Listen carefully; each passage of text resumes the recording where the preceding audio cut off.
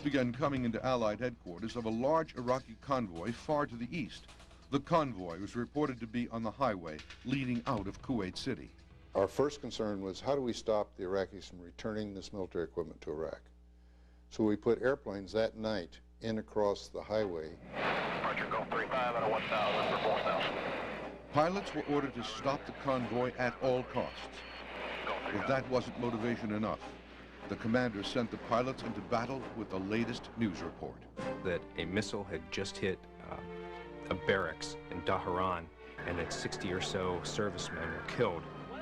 And our mission was to go up and stop the retreating forces as they left Kuwait City. And he said, put some hate in your heart, and he'll be waiting here when we get back.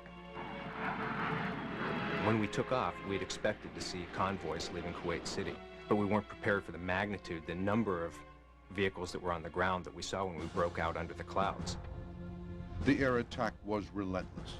Bombs were dropped on the front and rear of the procession, trapping the rest of the vehicles in between. The headlights all went out, but because of the reflections of the oil fires and the twilight cast by the low clouds, I was able to still see all the vehicles on the road. Could see people jumping out of vehicles, could see doors opening, could see vehicles turning off into the sand, as well as those that we hit with our bombs. F-15s, B-52s, Harriers, A-6s, and A-10s, every plane available bombed the highway for 2 days straight. When the pilots came on scene, there were literally thousands upon thousands of vehicles stalled, empty, jammed in this giant. And they turned it into a trash heap. Pilots called the 3-mile-long stretch of charred bodies and vehicles the highway of death. Initial reports were of tremendous carnage, thousands dead. And it is 3 miles of the most amazing vehicular carnage you can imagine. The Iraqi army didn't make a retreat at all. It was a headlong, panicky flight into disaster. I don't know what the casualty count was there. We never got one, but I would say virtually every Iraq that was in that convoy was killed. Newspapers called it a turkey shoot. Some even wondered if it was a violation of the Geneva Convention, which forbids killing an enemy clearly trying to surrender. This was an armed retreat, and when we were bombing, we were receiving constant fire. All types of anti-aircraft artillery, machine guns, and missiles were being shot at us the entire time. This was an armed retreat, not a turkey shoot.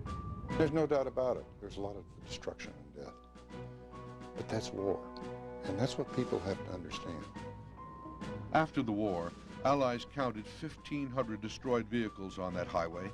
Only 2% had been armored personnel carriers or tanks. The rest were Kuwaiti cars full of loot. As for the death toll, later estimates showed it to be in the low hundreds, not thousands. At the time, however, it looked like an atrocity.